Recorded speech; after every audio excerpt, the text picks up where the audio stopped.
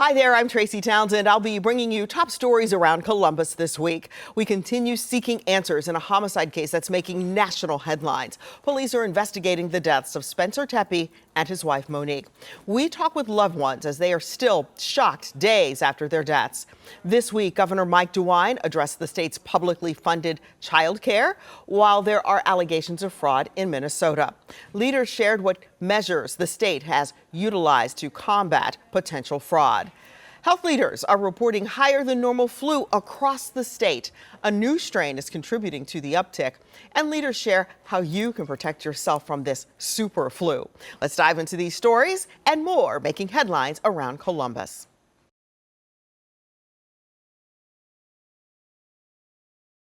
We're all dealing with something that 1 week ago from today, we literally would have no idea this would be happening, right?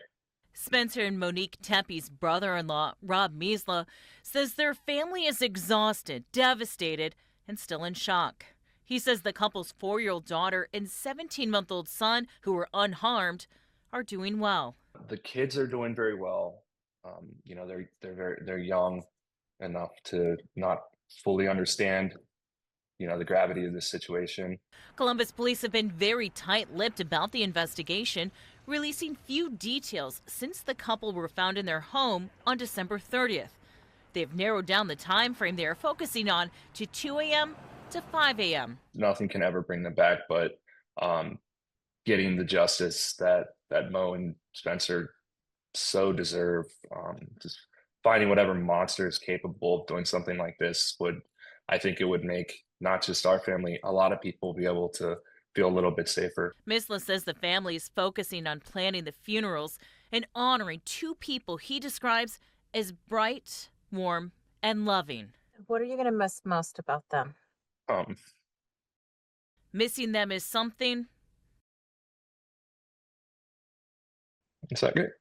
he never thought he'd have to do. So their house in Columbus was just like a center for us to join them, and they were the glue of so many people in such a large community that they brought together. And they were just so loving and just so welcoming to people. And I have lifelong friends now that I never knew because of those two people. The family has set up a GoFundMe for a trust for the children. Misla says so many people asked how they could help. We'll put this into a trust for the kids. We'll figure out how this is going to benefit the kids, and we also really want to be charitable about it. Spencer was very, very involved in the Big Brothers Big Sisters program. He says the family is trying to be patient, making sure the investigation brings Monique and Spencer the justice they deserve. We need to trust the process of the investigators. I know the world that we live in is we need everything now, but this isn't an episode of TV. This is real people's lives, and they're taking the time to do all of their due diligence.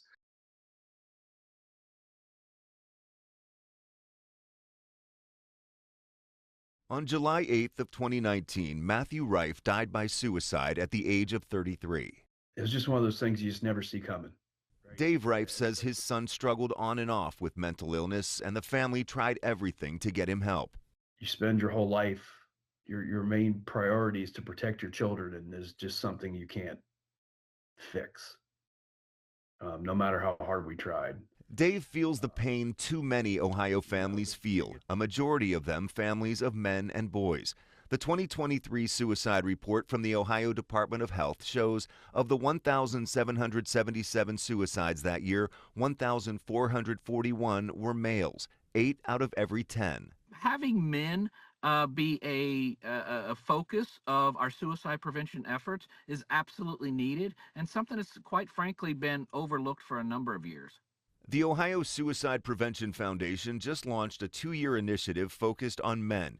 It expands training for healthcare professionals to recognize and help people in crisis, expands the Man Therapy program to give working men tools and resources and reach them where they are, expands the LifeSide Ohio program that promotes the safe storage of weapons, and launches a statewide community of practice initiative to bring men together to make mental health conversations more normal.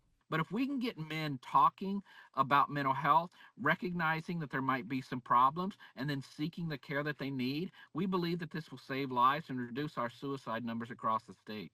Dave Rife's emotional journey has led him to now be the board chairman of the Ohio Suicide Prevention Foundation. Something good has got to come out of something so tragic. He believes the initiative would have helped his son Matthew and will help other Ohio men. So if we can prevent one family from going through what my family's been through, then this is 100% worthwhile. This is everything.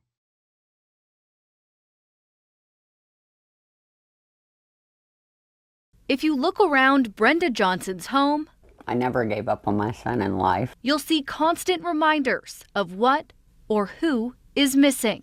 I won't give up on him in death. Brenda lost her 29-year-old son, James, more than 5 years ago. The father of 6 was shot and killed at a Sunoco gas station on Sullivan Avenue. To this day, his case remains unsolved. Oh, goodness. It's like a book that just doesn't close. But as time moves on and grief ebbs and flows, Brenda has also found hope that one day she may get answers. I used to feel like I was pushed aside and nobody cared about the unsolved homicides, but I know that's not the case. But that's how us moms feel. I know there's a lot of families out there that feel like, hey, you've forgotten my loved one. And we don't ever forget. Last year, there were 84 homicides in the city of Columbus. CPD Chief Elaine Bryant tells us detectives solved 70 of those cases, along with an additional 30 homicide cases from previous years. The oldest case they solved last year was from 2000, so a 25-year-old case. They didn't give up on those cases, so it makes me feel like they're not going to give up on mine either.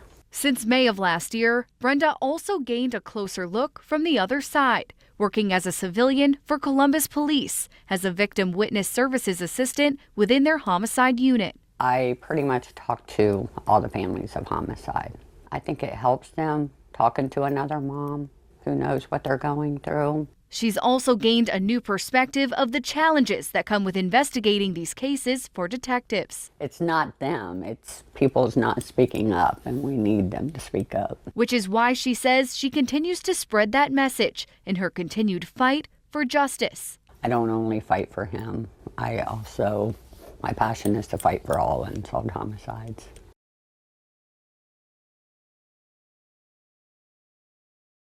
I received a letter that you will be opening a shooting gallery within 200 feet of my home. This policy, I don't care about your underlying objectives.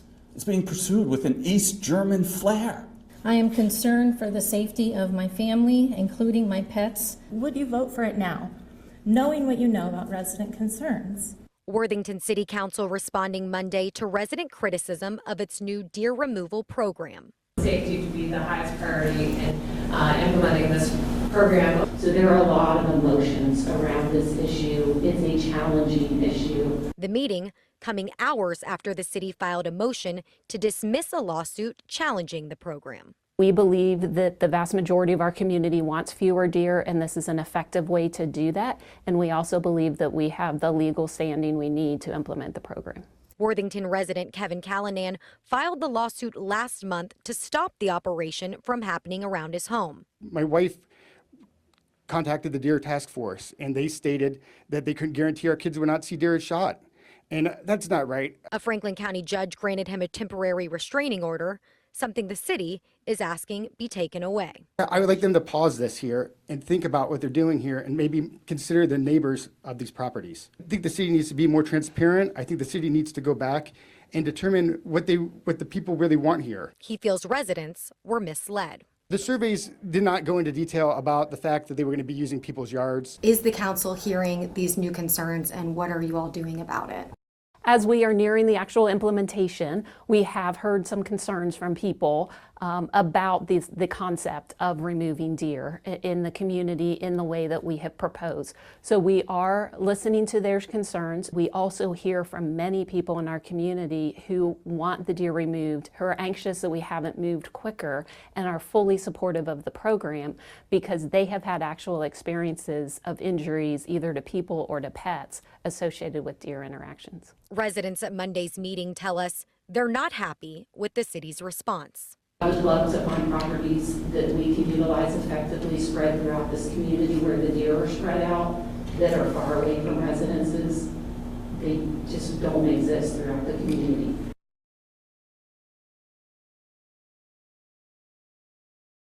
The Ohio Department of Health is reporting that this flu season, more people than normal are getting the flu and more people are being hospitalized for it. This year's flu season is off to a very strong start. ODH Director Dr. Bruce Vanderhoff says part of what's causing the uptick in cases we're seeing right now is what's being dubbed the super flu, a new strain of influenza A. We have very little background immunity as a population, and this lack of immunity is allowing this strain of the flu to spread quickly. Dr. Vanderhoff says people under 11 and over 65 are at most risk of getting severely sick. Just last week, the ODH reported the state's first pediatric flu death of the season, a teen from Greene County.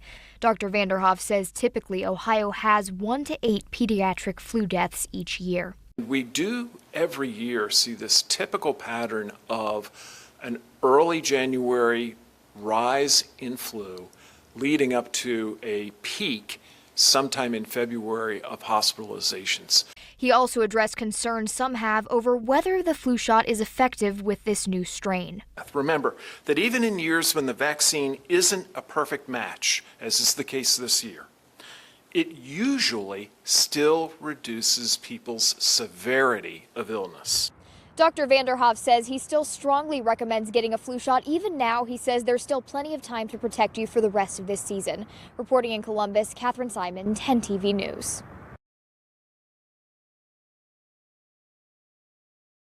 Governor DeWine says the state has several provisions in place to combat the threat of fraud at its nearly 5,200 state-funded child care centers across the state. And he says that the state did 10,000 unannounced visits at daycares to check for things like fraud, but also health and safety issues.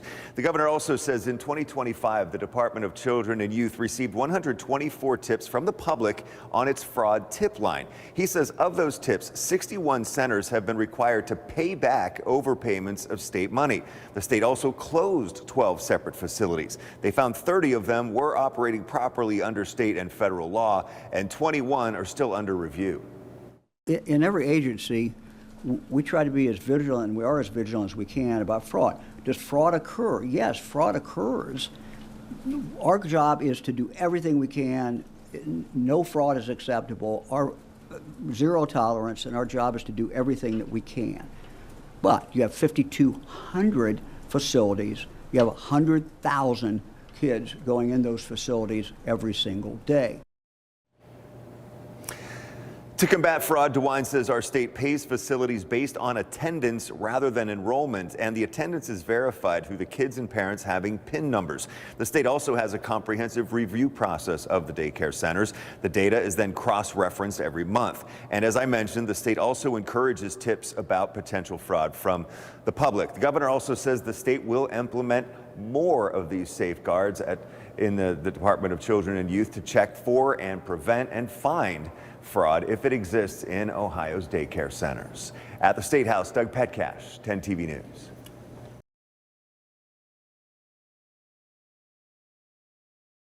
25 years ago, this was a state-of-the-art facility, but now those running it say a quarter of a century later, it's starting to show its age. There wouldn't be an arena district without the Blue Jackets or Nationwide Arena, so that was kind of the start of it all 25 years ago. Mike Gatto knows all when it comes to what goes on inside and out of Nationwide Arena, including a $400 million renovation plan. Just like your home, when your home's 25, 30 years old, you'd like to renovate it and improve it. Nationwide Arena opened in late 2000 on the site of the old Ohio Penitentiary. This time last year, our Angela Ann got a look at what all needed updated to bring the arena into this decade. A major one will be concessions. All of our concessions, equipment, stands are original, basically original to the building. Following the city's footsteps, Franklin County commissioners voted to divert more casino tax revenue to the project. Ken Paul, the executive director of the Franklin County Convention Facilities Authority, tells me by 2029, this would generate about an extra $4 million per year, allowing them to ask for a larger bond issue. State money will also play a part in this. Do you anticipate Nationwide Arena also making a play for unclaimed funds money? Absolutely. We intend to submit an application and have been in contact with the state. Over the lunch hour, some thought the arena already felt modern, but others hope updates improve their concert experience. I definitely would like to see us stop getting skipped for like big tours. Like, I don't like driving to like Detroit or Chicago for a concert for sure. Carlton Butler goes to a lot of Blue Jackets games and is familiar with what is set to change. I think from an entertainment standpoint, I think the rooftop bar and some of the outdoor improvements they're looking to make are what really moves the needle for me.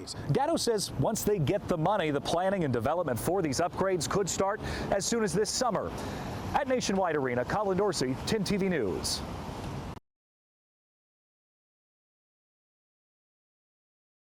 Mr. Hoffman? Here. Corey Hoffman has been serving Delaware City Council since 2019, with his term set to expire next November.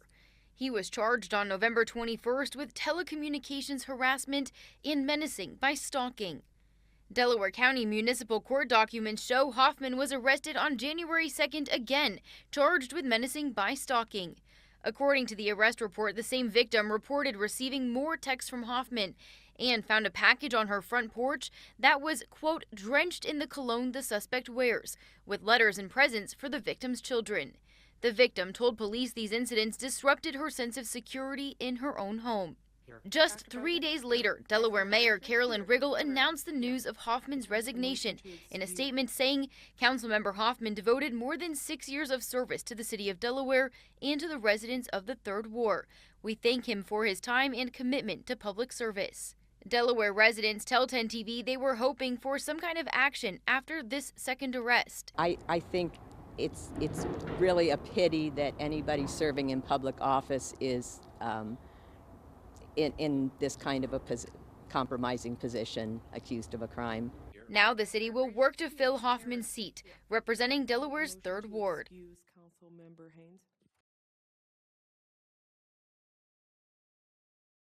$10.70. For the last year, this has been Ohio's minimum wage. But with the beginning of the new year, minimum wage hourly employees can add 30 more cents, making it $11 an hour. Every year for nearly 20 years, minimum wage has crept up in Ohio per the state's constitution. It's tied to inflation. This year, it went up 2.8%. There are not that many people on minimum wage in Ohio, about 150,000 Ohioans. Steve Stivers is the president and CEO of the Ohio Chamber of Commerce. He says most employers are already paying beyond the hourly minimum wage to attract workers. It's the guaranteed lowest wage anybody could get.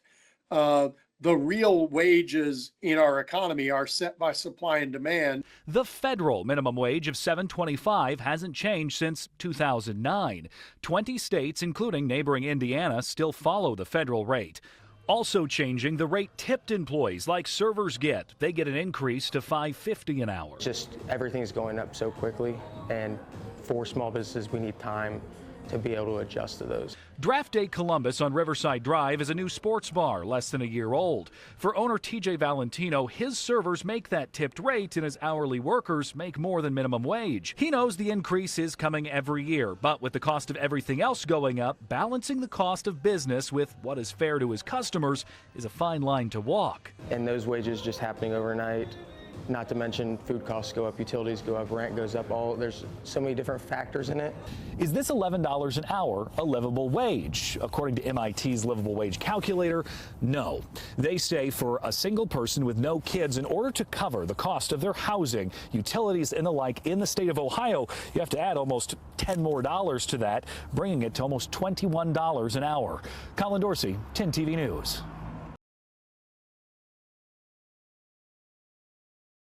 In December, the Columbus City School Board voted to cut transportation for K-8 students attending non-100% lottery schools unless the student is placed there for specialized services. Transportation will continue for students attending 100% lottery schools. This week, CCS parents began receiving emails from the district outlining the upcoming transportation changes and notifying families that they may request to return to their students' homeschool. Transportation, they did not expect to be a hot topic issue until it came out that these parents were not happy. Superintendent Dr. Angela Chapman says the decision to reduce transportation was made to preserve positions and programs that directly impact students as the district faces difficult budget decisions.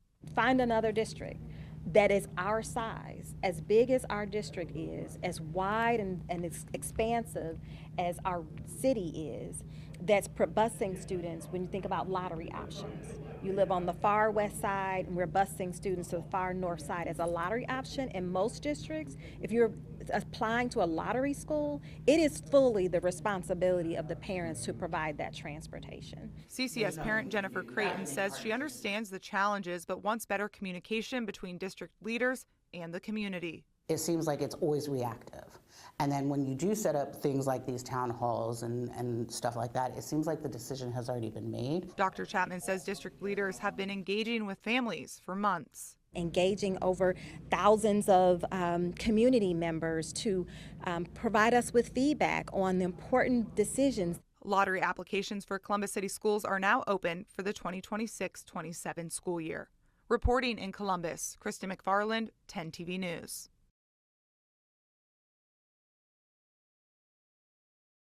Adults should be held accountable for leaving their guns out. I mean, somebody has to be held accountable for babies getting shot, children getting shot. Sweatshirts bearing Amaya's face and pictures carrying her memory. That's what her family has left to hold on to. There's comfort in the memories, but I know for me, there's pain in those memories too, because that's all they are. Amaya Frazier died a month ago in what police call a non-intentional shooting between family members. The boy accused of pulling the trigger, her cousin, has been in court, his father saying his son made a mistake and will pay the price. Both now face charges tied to her death. The fact that there are charges now against her cousin and his father, does that provide any comfort at all? No. No. We never get to hold her again. Her mom doesn't get to see her grow up. Flyers like this one urge people to join their push to create Amaya's Law. It's not going to help with the loss. Nothing's going to help with the loss of losing my niece. But I think that if we pass this law, it's going to help with the future of other kids. What they want to create would not only mandate safe gun storage, but also harsher penalties for leaving a gun unsecured, leading to an injury or death. I think the accountability should be if you leave a gun out and a child gets a hold of it and harms another child or kills another child, that adult should be held accountable for the child's actions. Do you feel like you have the ear of the people who will be able to make this happen? We hope so. I mean, several emails have been sent out.